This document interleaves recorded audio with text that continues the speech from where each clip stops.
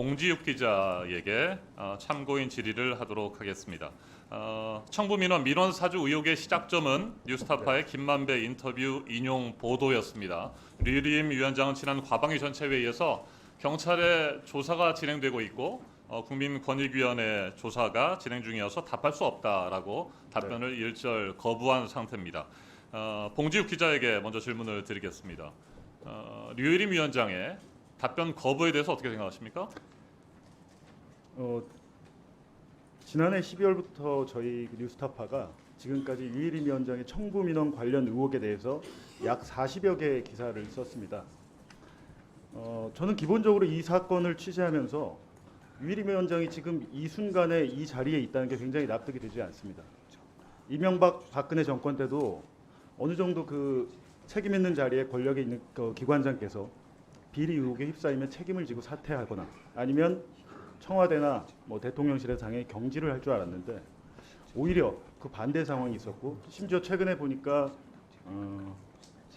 수사를 받고 있기 때문에 말씀을 못 하시겠다고 해서 저희가 취재한 내용이 뭔지 그리고 유일임 위원장의 청부 민원의 의혹이 아니라 사실상 사실에 가깝다. 왜 그런지에 대해서 오늘 설명하러 나왔습니다. 네, 2023년 9월 1일 검찰이 뉴스타파와 관련해서 신앙림 씨에 대한 압수수색을 진행했죠. 네. 그리고 나서 9월 4일 이동관 당시 방통위원장이 방심위에서 엄중 조치를 할 것이다라고 하는 발언을 한 이후에 관련 민원들이 쏟아져 들어왔습니다. 지난 과방위 전체회에서도 말씀을 드렸습니다만 9월 4일부터 7일까지 총 188건의 민원이 접수됐는데 이 가운데 이 민원인들의 절반 이상인 40여 명이 류일임 위원장과 직간접적인 사적 이해 관계자였다라고 하는 것이 드러난 거 아니겠습니까? 그걸 취재해서 확인한 겁니까? 그때 당시의 보도는 40여 명이었는데 네. 최근까지 계속 취재를 했는데 훨씬 더 많습니다. 더 늘어났습니까? 70명이 넘는 걸로 확인이 됐고요. 그러니까 단순히 혈연, 지연, 학연뿐만이 아니라 전 직장 그리고 전 직장에 파견 나와 있던 경주시의 공무원 그리고 전 직장에서 MOU를 맺었던 한 문화단체 대표 저희가 확인을 하면 할수록 계속 숫자는 늘어나고 있습니다. 네, 류일임 위원장의 동생도 관련이 됐다라고 하는 사실들이 드러나고 있는데 관련해서 동생도 만나봤습니까? 네, 제가 제일 처음 찾아간 게 유일임 위원장의 동생이었고요. 일각에서는 저희가 불법적인 방법을 통해서 동생을 찾은 게 아니냐 그런 게 아닙니다. 유일임 위원장의 동생은 인터넷에 이름만 쳐도 나오는 분이고 또 이메일 주소나 여러 가지 확인을 통해서 그리고 부고 기사를 통해서 저희가 찾았는데요. 대구의 한 수련원의 사무총장으로 일을 하고 계셨고 제가 직접 찾아가서 그렇다면 유일임 위원장의 동생이 자기의 의지로 민원을 낸 것인지 직접 물어봤습니다. 네, 자 봉지욱 기자가 직접 취재했던 영상이 준비가 돼 있죠. 시간상 많이 듣지는 못하고 잠시 좀 들어보도록 하겠습니다. 영상 좀 틀어주십시오.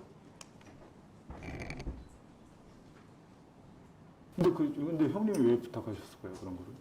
부탁? 예. 이유가 좀 도와달라, 아닌데. 도와달라 이런 거였습니까? 아니 부탁은 아니고 예. 그 아는 지인이 예. 이름은 얘기 못 드리는데 이런 얘기가 이제 돌고 있다. 네. 이도 한번 도와주는 셈치고 한번 해보는 것이 어떠냐. 그러지. 예. 이래놓고 설마 그 정도 레벨이면 주변에 지인들이 많잖아요. 많죠. 그래 한 지인이 연락 와서 가더라고. 그리고 같이 해놓고 딱 한 이틀인가 후회가 되더라. 이거 내가 할 얘기 아니다.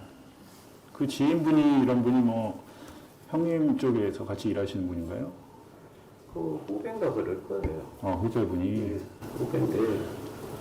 네, 자 동생을 만났는데 이 동생은 류일임 위원장으로부터 직접 민원을 내달라 이런 부탁을 받은 것은 아니다라고 주장을 한 거군요. 자 그런데 류일임 위원장의 동생, 부인, 가족이나 지인뿐만 아니라 경주 엑스포 관련자들도 민원을 제기했고 경북 관광공사의 직원도 민원을 제기했고 류일임 위원장이 방심위 특위위원으로 임명한 특위위원 2명도 민원을 제기했단 말이에요. 이런 것들을 보면 류일임 위원장을 빼놓고는 설명이 안 될 것 같은데 없습니까? 그렇죠. 동생 학연 그러니까 동생과 아들, 그 동생의 부인, 처제, 동서 그건 그렇다 치더라도 그렇다면 그 경주 엑스포 전 직장 그리고 또 그 전 직장과 관련된 또 다른 직장. 그래서 제가 보기에는 유일임 위원장을 중점에 가운데 두지 않으면 이 민원을 낸 그룹들은 한 4-5개의 그룹들은 도저히 연결이 되지 않고요. 지금 동생분이 말씀하시기로는 엊그저께 제가 다시 통화를 했습니다. 형의 부탁을 받은 게 아니냐라고 물어봤을 때 아니다. 그렇다면 형의 후배 지금 방금 보셨듯이 형의 후배가 나에게 형을 주자는 취지로 민원을 내달라고 부탁을 했다고 했잖아요. 그저께는 이제 아예 말을 바꿔서 아니다. 이 민원 자체는 내가 기획한 것이다. 이런 상황입니다. 아하. 네. 자, 류일임 위원장 동생이 그렇다면 자신이 무슨 민원을 냈는지에 대해서 내용 파악은 하고 있었습니까? 유일임 위원장 동생이 스스로 내지 않았다는 것을 저는 그 대목에서 느꼈는데요. 일단 그렇다면 자기가 민원을 직접 쳤다면 어떤 보도에 대해서 어떤 내용이 있는지 어떤 문제가 있어서 내가 민원을 낸 것인지에 대해서 설명을 해야 되는데 제가 그 부분을 물어봤더니 사실상 대답을 못했고요. 심지어 유일임 위원장의 동생이 제가 JTBC에서 재직할 때 2022년 2월 21일과 28일에 보도했던 제가 그 당사자입니다. 그래서 저를 아시냐? 혹시 이 보도에 대해 내용을 아시냐라고 물었을 때 전혀 설명을 못했습니다. 오히려 그렇다면 보도를 못 보고 민원을 어떻게 내신 것이냐라고 제가 물어보니까 방송통신심의위원회 들어가니까 자료가 있던데요.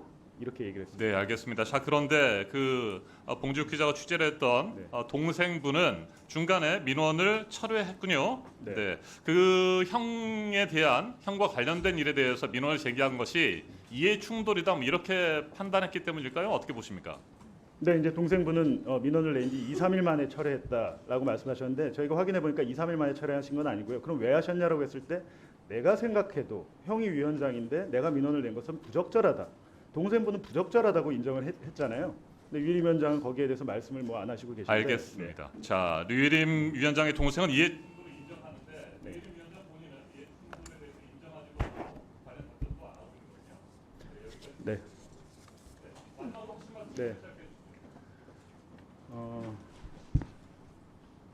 저는 이 사건이 아마 2000년 이후에 우리 방송 역사에 있어서 가장 충격적인 사건이라고 생각합니다. 제가 예전에 방송위원회 직원으로 있었습니다. 그리고 그때 방송위원회에서 그 심의를 담당하지 않았지만 2018년에 방송통신심의위원회 한 팀장이 대리민원 49건 정도를 냈다가 적발이 돼서 파면이 됐습니다. 약 6년 동안 낸 게 50건이 안 됐어요. 그리고 정치적인 민원도 거의 없었습니다. 하지만 이분이 파면을 당했다가 해고로 낮춰지고 해고를 무효화해달라고 그 법원에 해고 무효 소송을 냈습니다. 제가 그 판결문을 찾아봤어요. 그랬더니 판사가 판결문에 이렇게 썼더군요. 방송통신심의위원회는 방송사의 공적 책임을 심의하는 곳이기 때문에 그 어떤 다른 기관보다 공공성과 공정성, 고도의 공공성과 공정성이 요구되는 기관이고 이런 대리민원이나 청구민원 같은 행위는 결코 용납돼서는 안 되는 행위라고 판결문에 아주 반복적으로 나와 있었습니다. 거기까지 네. 들을까요? 네. 예, 그리고 혹시